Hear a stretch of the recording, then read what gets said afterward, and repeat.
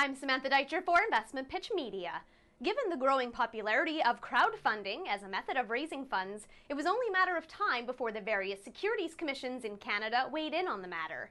The Ontario Securities Commission, along with Manitoba, New Brunswick, Nova Scotia, Saskatchewan, and Quebec, are looking at an exemption that would allow reporting and non-reporting issuers, which includes both public and private companies, to raise up to $1.5 million during any 12-month period.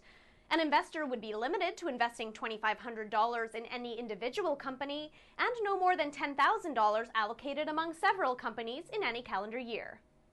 There are several proposed restrictions, including that the company must be incorporated in Canada with its head office in Canada and a majority of its directors residing in Canada. The company must provide investors with an offering document, which includes a business plan and certain financial information. The company must provide audited financial statements if it has raised more than $500,000 and has expended more than $150,000 since incorporation. The offering will be limited to a period of 90 days and provide a minimum size which corresponds with a description of the use of funds, and no funds can be released until the minimum amount has been received.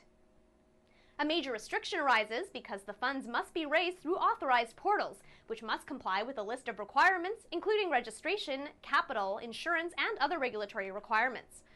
There is also another fundraising proposal called the Startup Crowdfunding Exemption, which is being considered by the British Columbia Securities Commission and certain other provincial regulators, but not Ontario, which is aimed at non-public issuers which are at a very early stage of development.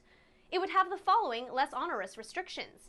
Companies can use the exemption twice in a 12-month period and may raise up to $150,000 per offering. Investors are limited to $1,500 per investment. Companies are not required to produce financial statements, and portals will be exempt from registration but will be required to meet certain requirements, including filing a form with the applicable securities regulator a minimum of 30 days before raising any funds. As the comment period for both these proposals has now passed, everyone is anxiously awaiting the final regulations. Both these fundraising proposals could result in a company acquiring a shareholder base of 150 or more, which could be considered as the first step towards a listing on a Canadian securities exchange. I'm Samantha Deitcher for InvestmentPitch Media. For more video news and to view our disclaimer, be sure to visit our website. This video is for information purposes only and is not a recommendation to buy or sell any securities.